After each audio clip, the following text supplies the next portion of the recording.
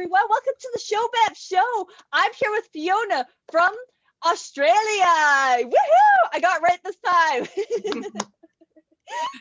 yeah, tell us about yourself, what you do here in the Bow Valley. Thanks, Sage. Thanks for having me. I'm super It's honored my to be pleasure. here. And yeah, originally from Australia, but I've been in Banff, or the Bow Valley, I should say, for 14 and a half years now. It'll be 15 years in November. So yeah, so absolutely love it here. This is my home. So I am a food, body image, and fitness coach. So at the moment, I am teaching online fitness classes, so live fitness classes. And then I have a recorded library with that.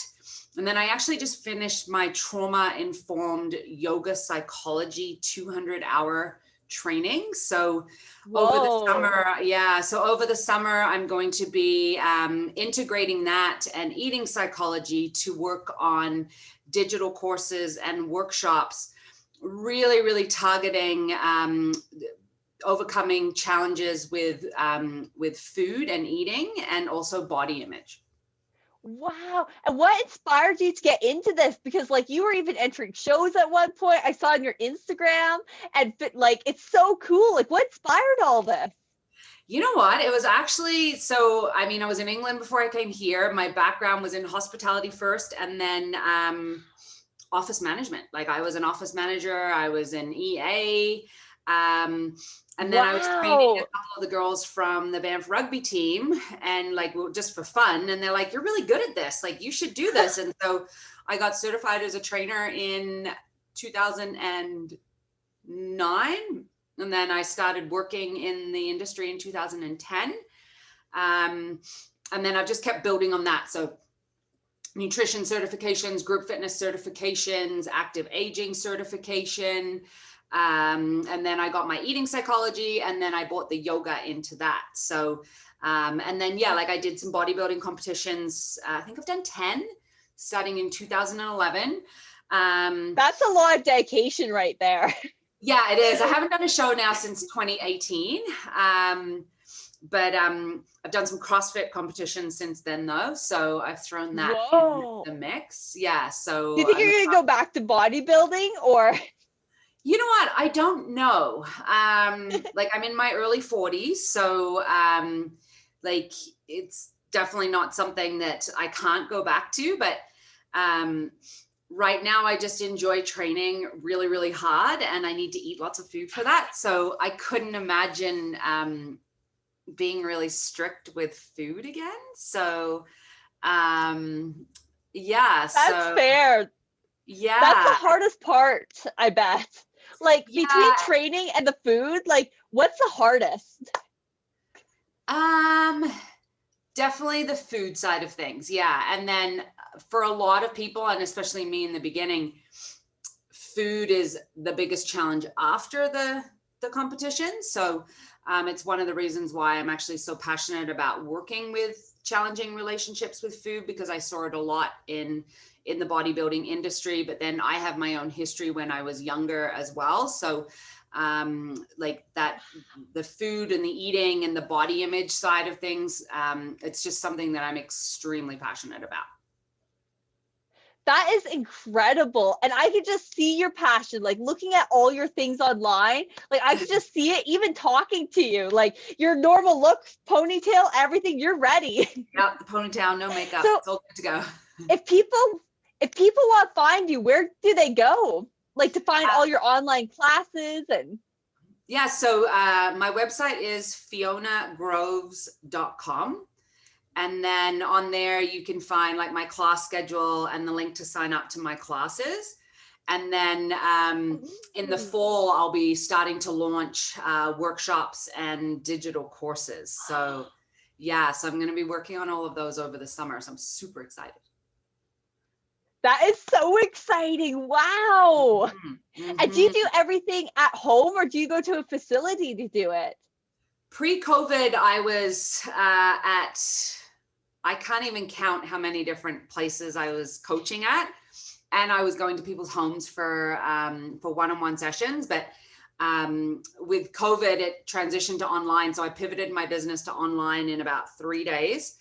And so now Whoa. everything is online. I was High doing a few, five. Like that's amazing. I was doing a few one-on-one sessions, but then now with the most recent lockdown or restrictions, I should say, they're on hold for now. But once we can kind of get that going again, I will still do some one-on-one coaching in person in the gym.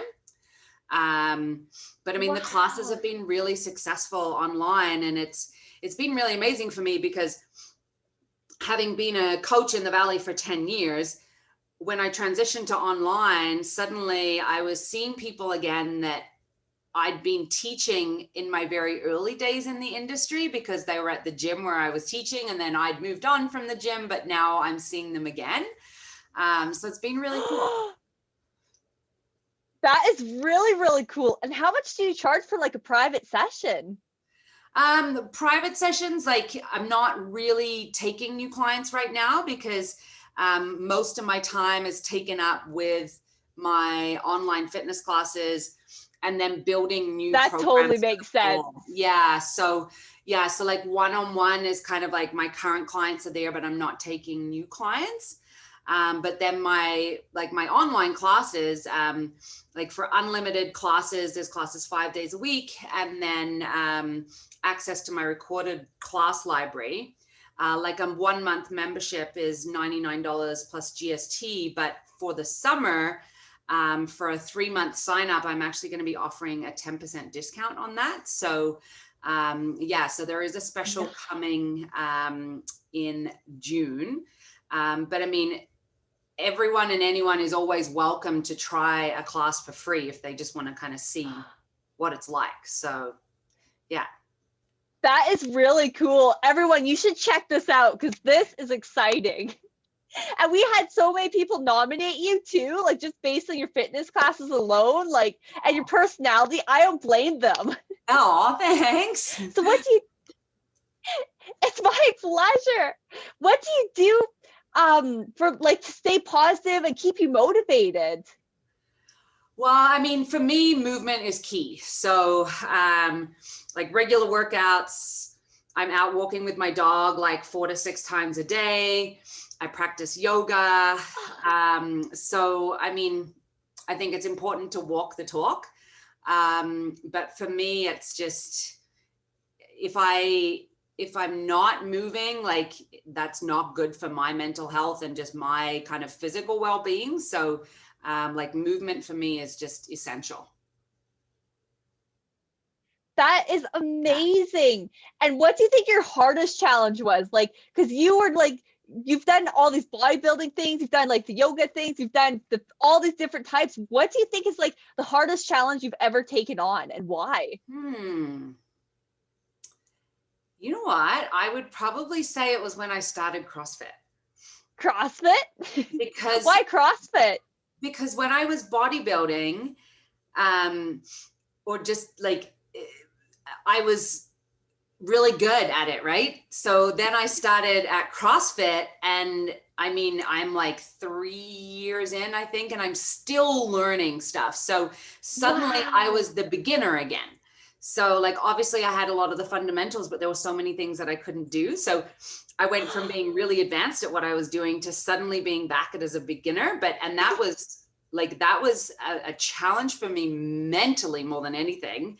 But then I ended up getting certified as a CrossFit level 1 trainer last year. So, whoa. Yeah, and you just took it down. Yeah. So I obviously got past that and absolutely love it. But yeah, it was challenging to go from one to the other. Yeah.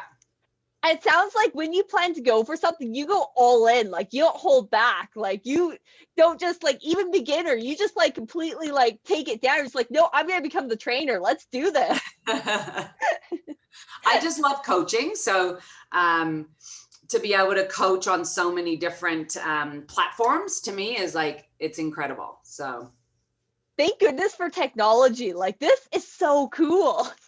What do you think your favorite class to teach is? Oh gosh, that's a hard one. Yeah. I mean, I'm kind of known for my interval training classes. So like a high intensity interval training class is probably like my favorite, because then like I can just get super amped up when I'm coaching it as well.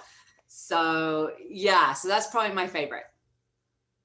That is really, really cool. And I think at one point I saw you at Dance for Joy. That's where I'm recognizing you from. Were you teaching Okay, there? yes. Yes, So yes, I was teaching once a week for Kim. Yeah.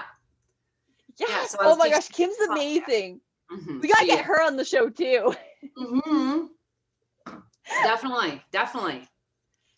Is there anyone you want to nominate to like bring on the show? I can probably send you like a massive list. Oh, please do. We love massive lists. Like, bring it in. It's really cool meeting people like you. Like, I love it so much. Well, thank you. Yeah. So, with everything like going on and the transition and stuff, have you been seeing like more people like coming to your classes, or did like kind of go down, or how's all that going?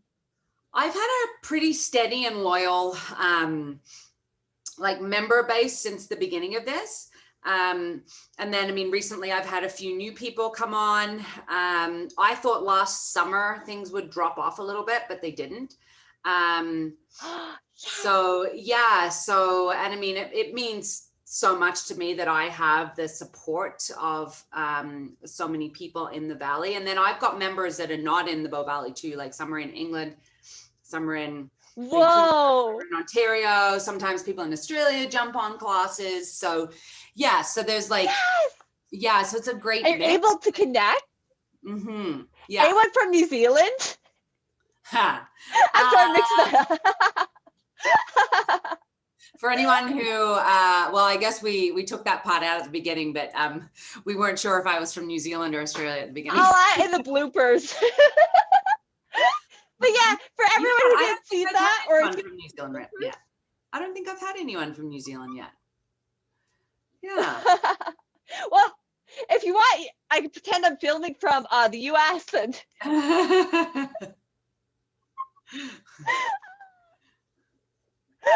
don't worry, that'll be in the bloopers. Oh man. Seriously, it has been a pleasure. Actually, one last question before I like say goodbye on at least the recording side of it. Yeah. Do you have any plans for the future to evolve or grow?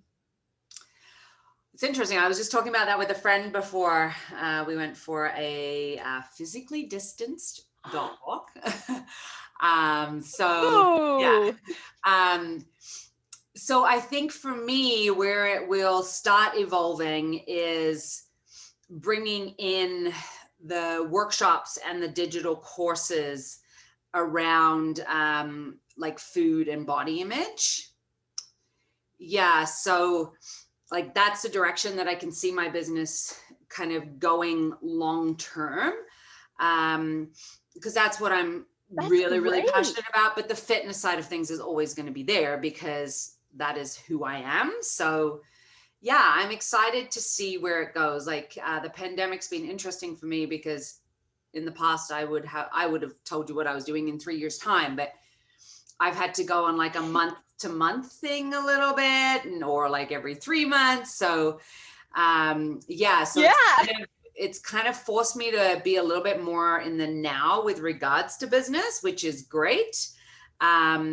But there are some pretty big things that I want to do with regards to digital courses and workshops. So that's kind of definitely what I'm going to be putting the work in on over the summer. Wow. And do you have like a separate one just for like dieting, or because like dieting is just its own separate thing, or do you like combine them? So the direction that I'm going with food is actually the complete opposite to dieting. So I am going to be focusing on please tell us the difference. Well, so I more coach around helping people with their unhealthy relationship with food. So a lot of times that comes if someone is actually like dieting a lot. So so I'm more focused on the relationship with food and eating as opposed to giving someone like a meal plan. That is really cool. And like, I can see how that could work. And yeah. That is really, really cool. And I totally get what you're saying. Yeah. And then it ties in with the body image too. So that's really cool. And do certain things like help, probably certain foods like help you like even protein, like grow certain thing or like grow muscles or like it just all connects in different ways. Yeah. And what's like your favorite meal? Ooh. That's like a hard one. Right now I have a little bit of an obsession with smoothie bowls with like a protein smoothie bowl. I'm quite partial to Thai food, especially from Pad Thai in Banff. It's like the best. Yeah. And are the little protein balls from Roots and Revive? Or do you hand make them? Pardon? Are the little protein balls from Roots and Revive? No, so I make a smoothie bowl, like a protein smoothie bowl. So it's just like protein powder. It's a protein powder. I'm gonna be looking this up after.